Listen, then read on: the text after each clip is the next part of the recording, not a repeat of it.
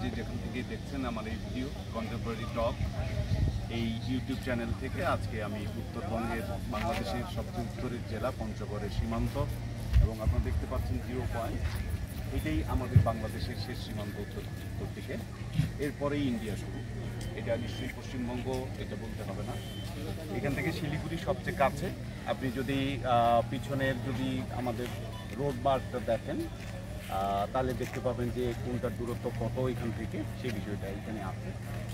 এখানে এটা একটা পূর্ণাঙ্গ স্থলবন্দর হিসেবে চালু হয়েছে প্রায় বছর দশেক আগে, এবং বছর দশেক আগে চালু হওয়ার পর থেকেই কিন্তু এটা ব্যাপকভাবে সমাদৃত হয়েছে। বিশেষ করে যারা ইন্ডিয়া বা এই দিক হয়ে ভুটান বা নেপাল গিয়ে ব্যবসা করতে চান, এই ধরনের পর্যটক এবং ব্যবসায়ী তারা প্রত্যেকেই কিন্তু এই রুটটাই ব্যবহার করবে।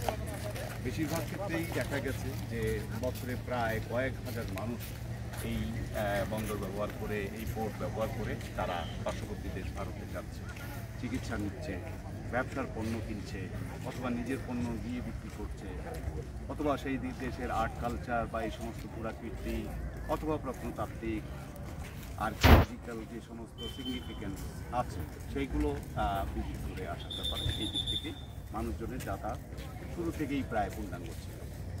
কিন্তু পরবর্তীতে আমরা দেখলাম যে একটা সময়ে এসে ভারতের সাথে সীমান্ত দিয়ে প্রকৃতি এবং বাংলাদেশের স্বার্থের সাথে তাদের স্বার্থের দ্বন্দ্ব অথবা বোঝাপড়া এই নিয়ে একটা নেগোসিয়েশনের পর্যায়ে কিন্তু পোর্টটি বন্ধ থাকে টাইম বিং। কিন্তু সেই সময়ে কিন্তু এইখানে গড়ে ওঠা তৎকালীন সেই সময়ের ব্যবসায়ী বা ব্যবসায়ী সম্প্রদায়ের চলাচলটা কিন্তু অন্যদিকে তাদেরকে ডাইভার্ট করতে তারা পারে, কারণ যেহেতু তাদের ব্যবসার ক্ষেত্রে অনিশ্চয়তা এখানে, যার কারণে তাদের বিনিয়োগটা কিন্তু তারা এখানে কনসেন্ট্রেট রাখতে পারে। তো যার কারণে পুনরায় যখন আবার চালু হলো, এখন কিন্তু দেখা যাচ্ছে ফুললি আমাদের দেশের ওই আগের স্টাবলিশমেন্ট না থাকার কারণে নিউলি এটা তৈরি নতুন করে এটার জনসমাবেশ ঘটছে, ব্যবসা সমাবেশ ঘটছে, পুঁজি সমাবেশ ঘটছে। তো আশা করি যে এইটা হয়তো ওভার টাইম হয়তো ভালোর দিকে যাবে। কিন্তু চলমান বাংলাদেশের বা সীমান্তবর্তী দেশের সাথে, পার্শ্ববর্তী দেশের সাথে আমাদের যে সম্পর্ক, সেই সম্পর্কটির কারণে আমাদেরকে হয়তো এইখানকার ভবিষ্যৎ সম্পর্কে নিশ্চিত হতে অপেক্ষা করতে হবে। কিন্তু আমরা হোপফুল যে এটা হবে। আর এখানে আপনারা দেখতে পাচ্ছেন যে এখানে একটা রিট্রিট গ্যালারি আছে।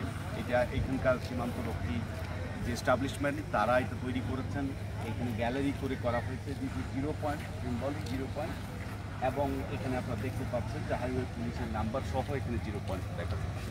This is the point. এই পয়েন্টের পরেই কিন্তু একটা নো ম্যানস ল্যান্ড, তারপরে আপনি ইন্ডিয়ায় ঢুকতে যাচ্ছেন। সো ইন্ডিয়ার ওই অফিসগুলোতে আপনার ইমিগ্রেশনের কাজ হয় এবং তারা এই বিষয়ে অফিসিয়াল সহায়তাগুলো করে থাকেন। আর যারা এখানে আসেন চিকিৎসা নিতে বা অন্য পারপাসে, তারা মূলত এখানকার রোড কমিউনিকেশন তো এশিয়ান হাইওয়ের অংশ ইতিমধ্যেই, যার কারণে তারা খুবই সহজে এবং নিরাপদে আরামদায়ক একটা সড়ক যোগাযোগ ব্যবস্থা ব্যবহার করে এখানে আসতে পারে। তারপরে এখানে গাড়ি ছেড়ে দিয়ে তারা ওপাশে চলে যান, দেন তারা again connection with Indian transport system. আর ফিরে আসার পরেও কিন্তু এখান থেকে ইমিগ্রেশন এবং অন্যান্য কাস্টমসের কাজ শেষ করে তারা কিছু দূর হেঁটে গেলেই কিন্তু তাদের আবার ফেরার গাড়ি পাচ্ছেন অথবা নিজে গাড়ি নিয়ে আসছেন। এইভাবে করেই মূলত চলছে। তো এই অঞ্চলটি যেহেতু 1947 সালে ভারত বিভাগের সময়ও ভারতের অংশই ছিল এবং অনেকটা পরে, প্রায় বলা যায় যে কয়েক বছর পরে এটা কিন্তু তৎকালীন পাকিস্তান অংশে অন্তর্ভুক্ত হয় এবং সেইটা নিয়ে এই অঞ্চলে তৎকালীন মুসলিম লীগের নেতৃবৃন্দ সেখানে বড়লাটের কাছে যান, তারা অফিসিয়ালি নেগোশিয়েট করেন এবং এইভাবে করে রংপুরের কুড়িগ্রামের লালমনিরহাটের পাটগ্রাম, রংপুর এবং এই অংশ থেকে ইন্ডিয়ান অংশ থেকে পাকিস্তান অংশে স্থাপন। তো যার কারণে ওই সময় কিন্তু এই অঞ্চলের মানুষের যে কালচার ছিল সেটা কিন্তু একাকার দুই দেশের মানুষের প্রতিবেশী গ্রামগুলোতে সব কিছু মিলিয়েই কিন্তু একটা similar kind of homogeneous kind of livelihood কিন্তু এখানকার মানুষ যাপন করেছেন। কিন্তু পরবর্তীতে এসে এইটা আর থাকেনি, বিশেষ করে মুক্তিযুদ্ধের পরে তো আরও। কিন্তু এখনও আমি মনে করি যে সেই সুযোগটা আমাদের আছে। আমরা যদি চাই পিপুল টু পিপুল কমিউনিকেশন আমরা করতে পারি। তো আমি আশাবাদী, সুপ্রিয় দর্শক আপনারাও আশাবাদী হন এবং আমরা সম্মিলিতভাবে আমাদের ভূমিকা রাখি যদি আমাদের কারো ভূমিকা রাখবার প্রাসঙ্গিক কোনো সুযোগ থাকে। আপনারা সবাই ভালো থাকুন, পরের ভিডিওতে বা পরের পর্বে আপনাদের সাথে আবার দেখা হবে। Bye bye.